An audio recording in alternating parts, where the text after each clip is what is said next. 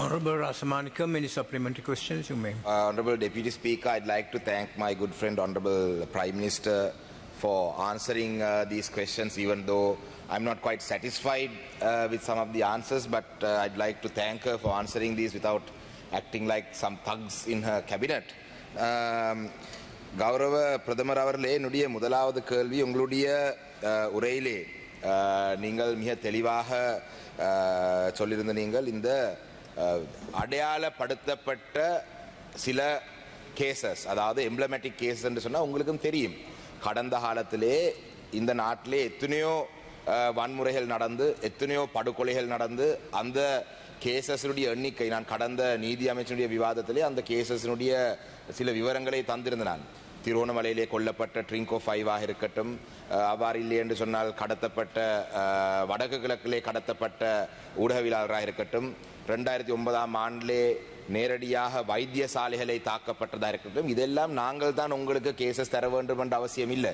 எம்ப்ளமேட்டிக் கேசஸாக அடையாளப்படுத்தப்பட்ட சில கேசஸ் இருக்கின்றது. அப்போ எங்களுக்கும் தெரிகின்றது, நீங்கள் 2009ஆம் ஆண்டிலே இருந்து 16 வருடங்கள் கடந்து விட்டு அந்த காலப்பகுதியிலே இருந்த ஆட்சியாளர் சம்பந்தமாக இருந்த எல்லா குற்றச்சாட்டுகளையும் உடனடியாக விசாரிக்க முடியாது. அதனால தான் எம்ப்ளமேட்டிக், அதாவது உங்களுக்கு தெரியும், it's emblematic cases are identified because we can investigate all of them at once. அந்த அடிப்படையிலே இந்த விவரங்களை நாங்கள் தந்து, இப்போ உங்களுடைய ஓஎம்பியையும் ஓஆரையும் தான் காணாமாக்கப்பட்டவருடைய பிரச்சனைக்கான ஒரு தீர்வாக நீங்கள் முன்வைக்கிறீர்கள். பாதிக்கப்பட்ட சமூகமாகிய தமிழ் சமூகம் இந்த காணாமாக்கப்பட்டவருடைய அலுவலகம் மற்றும் ஆஃபீஸ் ஆஃப் ரெப்பரேஷன்ஸ் என்ற இந்த இரு விடயங்களை நிராகரித்திருக்கு. ஒரு நீதிமன்ற பொறிமுறை இல்லாத எந்த ஒரு முறையும் ஏற்றுக்கொள்றதுக்கு பாதிக்கப்பட்ட சமூகமாகிய எங்களுடைய மக்கள் தயாரில்லை. உங்களுக்கு கௌரவ பிரதமர் அவர்களே, நீங்கள் இந்த கொழும்பு மாவட்டத்தில் அதிகூடிய வாக்குகளை எடுத்து வந்த நீங்கள், உங்களுடைய செயல்பாடு, கௌரவ விஜித ஹேராத் அமைச்சருடைய செயல்பாடு, அன்றகுமார திசாநாயக்குடைய செயல்பாடுகளை கண்டு, அதனை கண்டுதான் மக்கள் உங்களுடைய என்பிபி கட்சிக்கு வாக்களித்தார்களே தவிர உங்களை வளைச்சிருக்கிறவருடைய செயல்பாடுகளை அந்த நேரத்தில் கண்டதால் வாக்களித்தே இருக்க மாட்டார்கள். அந்த வகையிலே கௌரவ பிரதமர் அவர்களே, இந்த இரு விடயங்களையும் பொறுத்தவரை முதலாவது என்னுடைய கேள்வி, இந்த காணாமாக்கப்பட்டவருடைய விடயங்களும் எம்ப்ளமேட்டிக் கேஸ் ரெண்டும் பின்னி சேர்ந்த விடயங்கள், இந்த ரெண்டு விடயங்கள்லேயும் நீங்கள் உடனடியாக, ஏனென்றால் உங்களுடைய வெளிவிவகார அமைச்சர் வெளிநாடுக்கு சென்று ஜெனீவாவிலே சொல்லியிருக்கிறார், நாங்கள் ஓஎம்பியை நாங்கள் முன்னெடுக்க போறோம். ஆனால் ஓஎம்பிக்கும் ஓஆருக்கும் சரி, நாங்கள் தான் பாதிக்கப்பட்ட சமூகமாகி நாங்கள் தான் ஓஎம்பி ஓஆரை ஏற்றுக்கொள்ளாவிட்டாலும் கூட, என்றால் நீதி பொறுமுறை இல்லாத காரணத்தினால் அரசாங்க தரப்பின் முன்மொழிவாக இருக்கிற அந்த விடயங்களுக்கு கூட உங்களுடைய வரவு செலவு திட்டத்திலே நிதி ஒதுக்கப்படவில்லை. அப்ப இந்த நிதி இல்லாமல் எவ்வாறு நீங்கள் இந்த விடயங்களை முன்னெடுக்க போறீங்க? உங்களுக்கு தெரியும், சாலிய பீரிஸ் தலைமையிலே இருந்த அந்த குழுவினர் ஒரு சில எம்ப்ளமேட்டிக் கேஸ் எடுத்து விசாரிக்க போனார்கள். அந்த விடயங்களுக்காவது உடனடியாக ஒரு உடனடியாக தீர்வில்லாவிட்டாலும் என்ன நடக்குது? நேற்றைய தினம் புள்ளையானை கைது செய்திருக்கிறீர்கள், நாங்கள் வரவேற்கின்றோம். விசாரணைகளை செய்து அந்த விடயங்களை நீங்கள் முன்னெடுங்கள். அதே போல என்ன இந்த விடயங்கள் சொல்றா, ஏதாவது சொல்லக்கூடிய அளவு ப்ரோக்ரஸ், இந்த நான் தான் கேசஸ் தர வேண்டும் என்று சொல்றது வந்து நீங்கள் அரசாங்கத்தில் இருக்கிறீங்க கௌரவ. Honorable member, could you please come to your question? I have asked the question. Yeah. My first question I have asked. Thank you, Deputy Speaker. Honorable Deputy Speaker, we cannot be held responsible for 16 years of inaction, I should say. We have only been in power for 6 months, and within that period, we have to build mechanisms and processes and strengthen the institutions that can carry out these investigations and inquiry and deliver justice.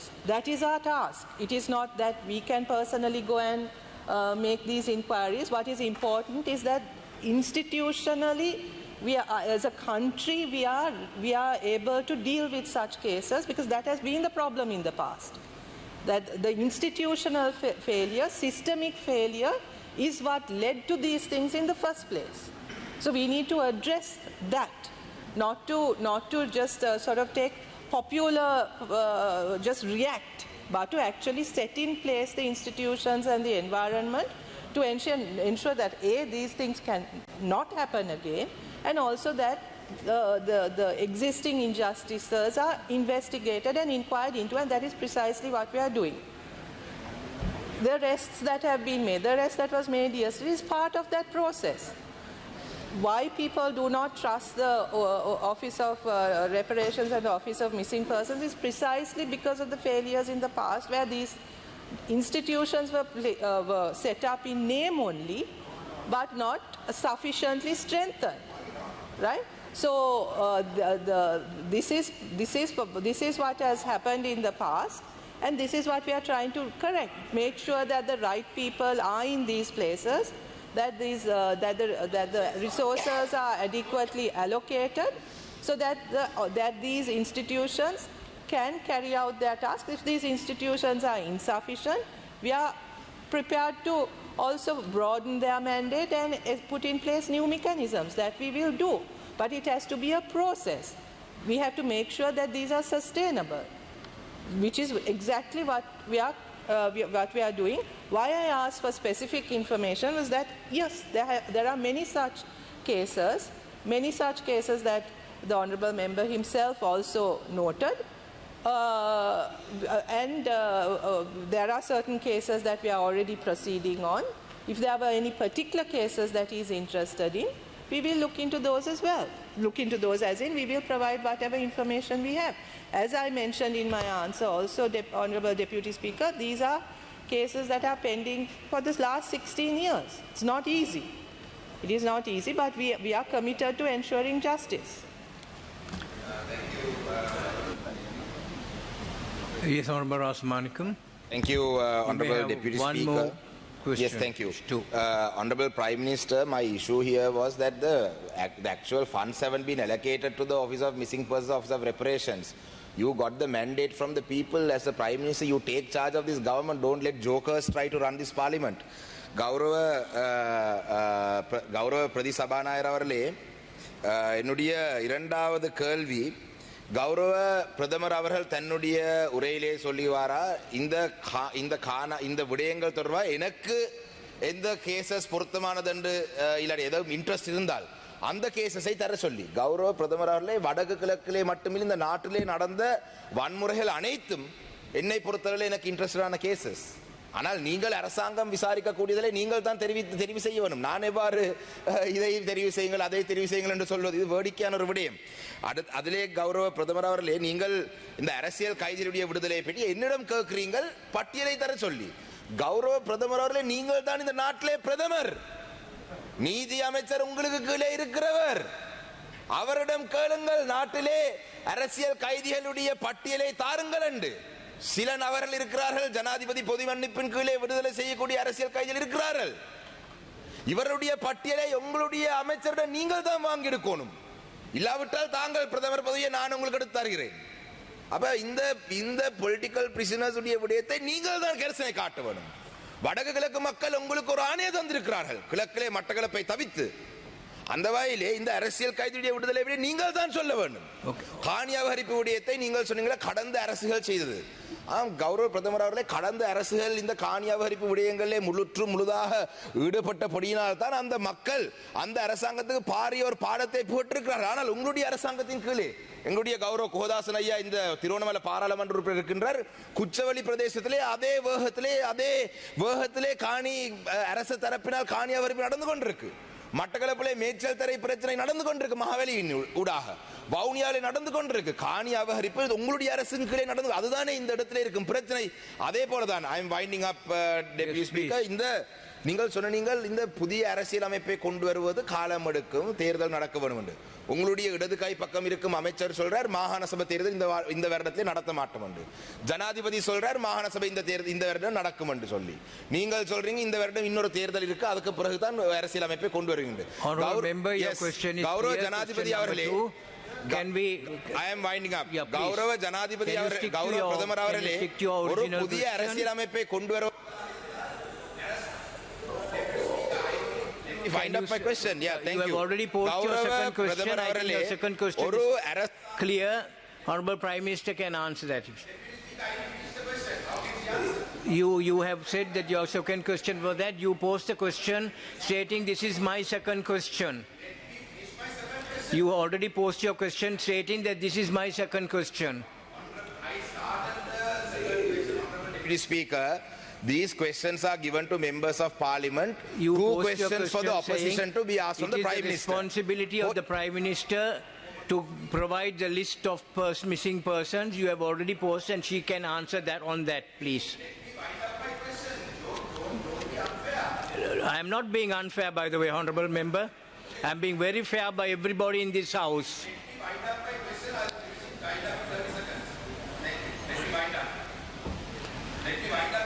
Yes, okay. Thank you. Thank you. For that. Honourable Deputy Speaker, opposition members only get this opportunity to ask the Prime Minister a question once every Wednesday.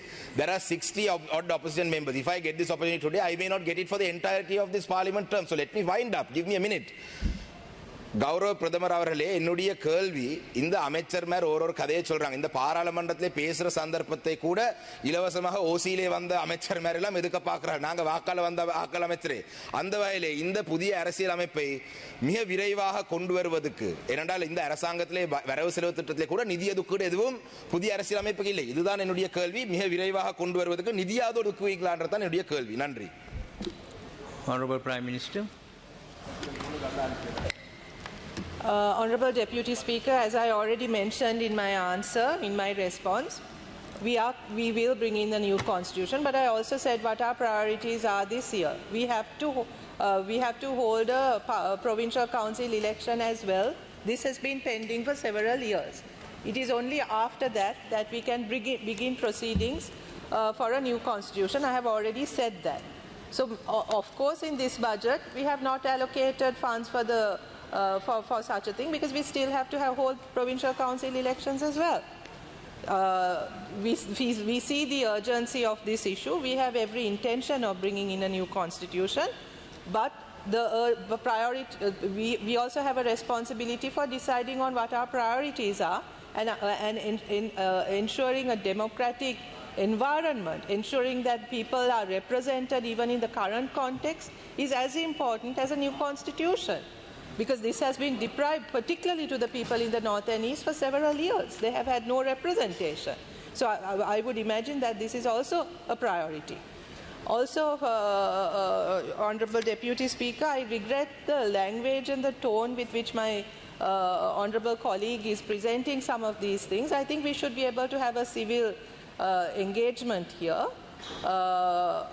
And not I would respectfully request that aspersions are not cast, that these sort of hints are not passed on various members of our government. This is not necessary. I don't think that is the way in which we should do this. And any unparliamentary language used by members, I think the Speaker has all the right in the world to deal with these matters, as you have dealt. And I request you to deal with this as well, and not allow for this type of language to be used in Parliament. Thank you very much.